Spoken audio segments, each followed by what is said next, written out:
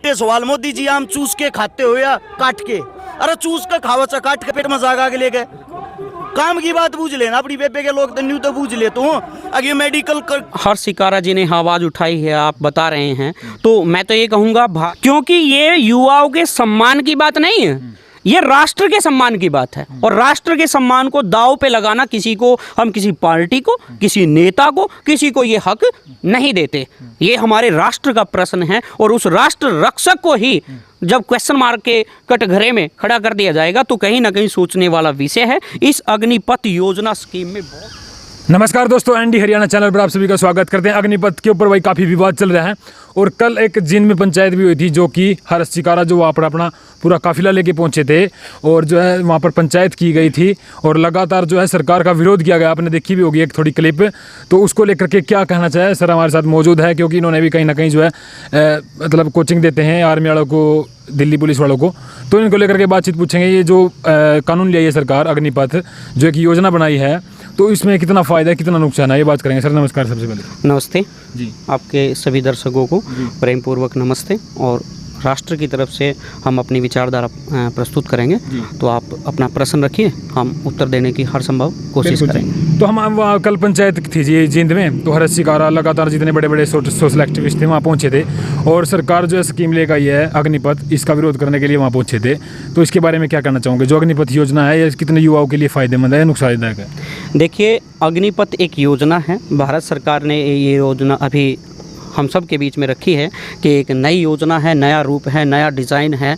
और उस नए डिज़ाइन को सुनने, समझने और उसका पूरा का पूरा प्रारूप जो है चेकआउट करते हुए जो लोगों को पाया, जो नज़र आया, तो उसके विरोध में भी बहुत सारे लोग खड़े हैं और उसके पक्ष में भी बहुत सारे लोग खड़े हैं। तो हो सकता है कि विपक्ष में ज़्यादा हो, तो समस्याएँ हैं, क्योंकि समस्याएँ हैं तभी तो भारत सरकार के द्वारा या आला अधिकारियों के द्वारा कई बार उसमें पुनर्शोधन हो चुका है। अब तक 21 से आयु बढ़ा करके 23 करना, नौकरियों में अनेक राज्यों के द्वारा घोषणा कराना, क्योंकि राज्यों में सरकार रहेंगी और वो अपने घोषणा पत्र में उनको रखेंगी और उनको जॉब देगी, इस चीज़ की कोई गारंटी नहीं है। तो बहुत सारे, जैसे हरियाणा सरकार है, कह रही है कि हम इनको है ना 4 वर्ष के बाद, रिटायरमेंट के बाद हम इनको जो है नौकरियों में प्राथमिकता देंगे, तो देंगे। तो ये सारी चीज़ें जो अग्निपथ योजना है, स्कीम है, उस स्कीम में ही अच्छे से संशोधित होकर के और सम्मान के साथ उस युवा को संतुष्ट करते हुए, सबको संतुष्ट करते हुए उसमें रखी जाएं तो स्वागत हो सकता है। अन्यथा अग्निपथ जो योजना है जिस पे हमारे अग्निवीर भारत के सैनिक चलेंगे, तो इस अग्निवीर योजना एक योजना, छोटी सी योजना हो सकती है, उस छोटी सी योजना को आर्मी के साथ उसका तुलना करना अच्छी बात नहीं है। आर्मी अपने आप में भारत का सर्वोच्च सम्मान है। हम नागरिकों के लिए हमारे जो आर्मी, जितने भी आर्मी के फौजी हैं, वो हमारे, ये समझ लो, हमारी नज़रों में वो सर्वोत्तम है, वो हमारे रक्षक है, संरक्षक है, वो अपनी जान पर खेल करके भारत माता की रक्षा करते हैं। तो उसको कमज़ोर करना ये कहीं ना कहीं ठीक नहीं है। अच्छा, 4 साल के बाद रिटायरमेंट हो जाएंगे तो उसके बाद क्या करेंगे युवा? जैसे 4 साल का समय इन्होंने दिया है, तो 4 साल का कोई समय नहीं है, 1 साल उसमें ट्रेनिंग में निकल जाएगी, 3 साल तक जॉब करेगा, तो एक मजाक सा है। हाँ, ये कह सकते हैं आप इसको, है ना, मैंने कहा आर्मी से साइड में रख करके एक योजना के रूप में चलाना चाहे तो स्वागत हो सकता है। जैसे इजराइल के अंदर है कि वहाँ का एक नागरिक राष्ट्र की रक्षा के लिए सैनिक बनता है, अपनी सेवाएं देता है और फिर साइड से निकल करके अपने राष्ट्र में अपना कार्य करता है। तो उस नज़र से स्वागत है इसका, लेकिन इसको ऑल ओवर आर्मी को समाप्त कर दिया जाए, कमज़ोर कर दिया जाए, इसको ही मेन कर दिया जाए, 4 साल में बच्चा आया निकाल दिया, तो ये कोई अच्छी बात नहीं है। तो सर जब से बीजेपी आई है, जीएसटी लग गया, काफ़ी कानून आए, सरकार के खाते में फिर भी कमज़ोर दिखाई दे रहा है। सरकार ये कह रही है कि हमारी सेना मजबूत होंगी, हथियार खरीदने के लिए जो पैसा आएगा, जो पुरानी पेंशन होती है, जो रिटायरमेंट थे, इतना वो जिंदे रहा करते, उतना मतलब पेंशन मिला करती उनसे, तो कहीं ना कहीं कितना ठीक है। फिर उसके बाद तो कुछ होना ही नहीं उनका, फिर धक्के खाना, चोरी डकैती करना, ये करना। देखिए, हर पहलू के 2 पक्ष होते हैं। एक पक्ष तो ये है जो अन्य को नज़र आ रहा है, जो विरोध करने वालों को नज़र आ रहा है, और एक पक्ष वो जो सरकारें अपनी दलीलें दे रही हैं। सरकारें लगातार बदलती जा रही है, प्रदर्शन बढ़ते जा रहे हैं, और जो ये बदलाव है वो अपने आप में ये सिद्ध करता है कि कहीं ना कहीं त्रुटियां तो रही है। और रही बात ये कि एक बच्चे को निकाल देना, पेंशन ख़त्म कर देना, कि कुछ साल पहले ये था कि 1 रैंक 1 पेंशन थी, अब 9 रैंक 9 पेंशन, क्योंकि रैंक ही नहीं बचेगा तो पेंशन का तो सवाल ही नहीं है। और जब पेंशन से ही, सैनिक की पेंशन से भारत पर जो है दबाव बनता है, पैसे की कमी आती है, तो पैसे की भरपाई को अन्य भी अनेक रास्ते हैं, उससे पूरा किया जा सकता था। विधायक है, एक विधायक 2 बार 3 बार 4 बार 5 बार बनता है, तो वो अलग अलग पेंशनें लेता है, उसको कम कर दिया, ख़त्म कर दिया जाए।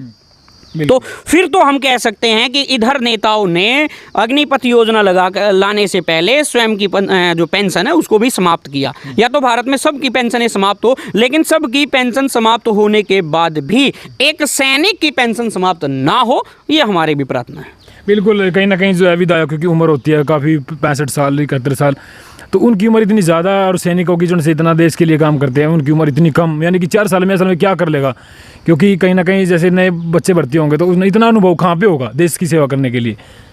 इसमें अश्वनी जी, इसमें बहुत सुधार की आवश्यकता है।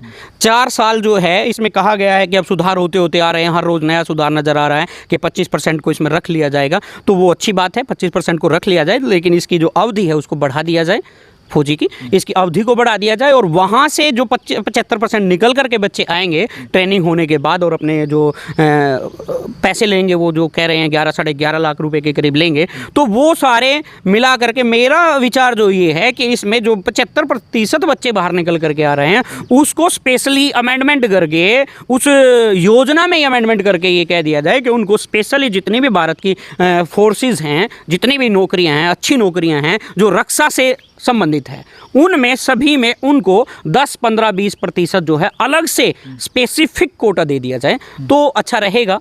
तो उसमें वो बच्चे का भला हो सकता है, वो उसमें जा सकता है, ट्रेनिंग उसकी हो चुकी है, स्वास्थ्य और मेडिकल उसका फिट है, सारी चीज़ों से वो अव्वल है, तो उसको डायरेक्टली ले लिया जाए। या फिर पुलिस विभाग है, पुलिस विभाग में स्पेसिफिक उसको कर दिया जाए, क्योंकि वो अपने आप में मस्त बच्चा है, अच्छा बच्चा, और वो बच्चा अभी तो हम मुख से बच्चा निकल रहा है, लेकिन जब वो भारत के आर्मी में जॉब करके आ जाएगा तो हमारे अंदर से बच्चा शब्द ना निकल करके भारत का सैनिक जो सम्मान का प्रतीक है वो निकल के आएगा, और उसे कहीं ना कहीं भारत की रक्षात्मक, सुरक्षात्मक के नज़र में ध्यान में रखते हुए उसको स्पेसिफिक जॉब देनी चाहिए। बिल्कुल, इतने दिन से, काफ़ी दिनों से डर सेना चलती आ रही थी, तो अब क्या ज़रूरत पड़ी सरकार ने, बीजेपी सरकार ने। अब कुछ दिन पहले कृषि कानून आए थे, उसके बाद फिर ये वो क्या कराने के लाल बहादुर शास्त्री ने जय जवान जय किसान का नारा दिया था, कहीं ना कहीं उनको ही निशाना बनाया जा रहा है। बहुत बड़ा, मैं सरकार की तरफ से निशाना नहीं कह सकता, ना मैं सरकार के पक्ष में हूँ ना सरकार के मैं विपक्ष में हूँ। मैंने ये कहा जय जवान जय किसान का जो नारा था, किसानों को बदहाली है, जवानों की बदहाली है, मजदूरों की बदहाली है, तो अब इन तीनों की ही बदहाली हो जाएगी। ये अपने स्टैंड पे नहीं रह पाएंगे तो भारत बचेगा क्या भाई? भारत नहीं बचेगा। फिर भारत ही किसानों से है, मजदूरों से है और जवानों से है, ये तीन ही है, और ये तीन ही संपूर्ण राष्ट्र की सेवा में है। तो इन तीनों की सेवा, इनका सेवा भाव, इनकी हमें इज्जत करना हम प्रत्येक भारतीय का कर्तव्य बनता है, और सरकारों का भी कर्तव्य बनता है। बिल्कुल, कहीं ना कहीं जिस तरह से कृषि बिलों का विरोध किया गया था, इस तरह से जो है पूरे हरियाणा में, मतलब खासकर देखा नहीं गया है। कल एक पंचायत थी जींद में, जो कि हर्ष शिकारा अपने जितने भी दोस्तों के साथ, यानी कि उनके ग्रुप के साथ वहाँ पर पहुँचे थे काफिला लेकर के, तो उन्होंने बात रखी है, कहीं ना कहीं आवाज़ उठाई है। उस बात से आप कितने सहमत हो? जैसे हर्ष शिकारा जी ने आवाज़ उठाई है, आप बता रहे हैं, तो मैं तो ये कहूँगा भारत का प्रत्येक युवा आवाज़ उठा रहा है, और उठानी भी चाहिए, क्योंकि ये युवाओं के सम्मान की बात नहीं है, ये राष्ट्र के सम्मान की बात है। और राष्ट्र के सम्मान को दांव पे लगाना किसी को, हम किसी पार्टी को, किसी नेता को, किसी को ये हक नहीं देते।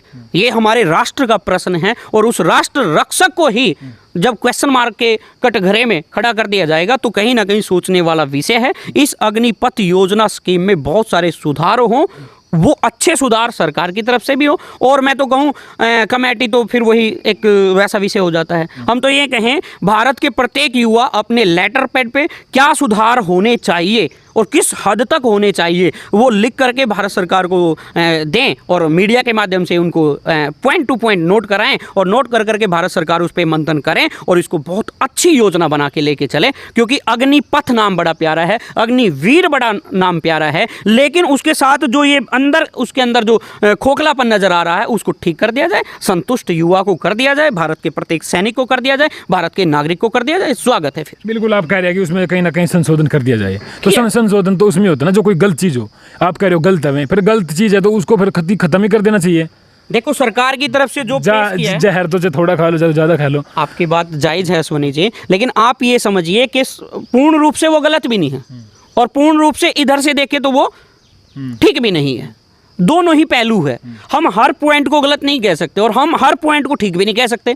तो जो उसमें ठीक है उसको रख लिया जाए। सरकार की मंशा है कि हम भारत के सैनिकों को एक नए रूप में लेकर के आए, इजराइल के टाइप में, या फिर हम नई आधुनिक आर्मी लेकर के आए, आधुनिक हथियार लेकर के आए। तो वो सरकार की यदि मंशा है, वो संपूर्ण सरकार की। ये तो नहीं हो सकता ना कि बीजेपी आज सरकार में बैठी है तो यही रहेगी, अन्य पार्टियां भी आएंगी, दल आते रहते हैं जाते रहते हैं। तो भारत के साथ क्या होना चाहिए उसको संपूर्ण पार्टियों को मद्देनजर ध्यान में रखते हुए संपूर्ण संसद को, राष्ट्रपति को इन बातों को ध्यान में रखते हुए अपनी आर्मी का डिजाइन बहुत बड़ा विशाल बनाना चाहिए, विश्वव्यापी स्तर का बनाना चाहिए। लेकिन ये भी बयान आया कि जो इस कानून का विरोध करेगा, यानी कि जो इस योजना का विरोध करेगा, उसको आर्मी में भर्ती नहीं करा जाएगा। ये तो देखो स्टंट होते हैं। सत्ता जो होती है वो अंग्रेजों की रही हो, उससे पहले रही हो, सत्ता ने अपना दुरुपयोग किया है। सत्ता अपने दुरुपयोग के चलते कुछ भी कह सकती है, वो आज सत्ता में है। लेकिन भारत के प्रत्येक नागरिक को आर्टिकल 19 के तहत अपने विचार अभिव्यक्त करने की पूर्ण स्वतंत्रता है और अपने राष्ट्र के लिए विचार रखना, इसमें कोई दो राय नहीं है, रखना चाहिए। अपने विचार सब दें और उन विचारों में से जो अच्छाई है अग्निपथ योजना में या आर्मी को मद्देनजर रखते हुए, क्योंकि सरकारें अभी कह रही है, अखबार में आती रहती है कि 50% से ज़्यादा नहीं करेंगे। और जब आप अग्निपथ योजना के माध्यम से चलाते रहोगे और उधर रिटायर करते रहोगे तो कहीं ना कहीं ये रेशो जो है बिगड़ जाएगा। तो ये बिगड़े ना और इस पे क्लियरिटी, हर पॉइंट लिखित हो, एक्सप्लेन सहित हो और वो भारतीयों के सामने आए और उसको संतुष्ट करके तब इस चीज़ को लेकर के आना चाहिए। चलो, तो हमारे साथ राजेश सर मौजूद थे और अग्निपथ पर चर्चा करी। तो आपका क्या कहना है इसमें? कमेंट बॉक्स आपके लिए। नमस्कार।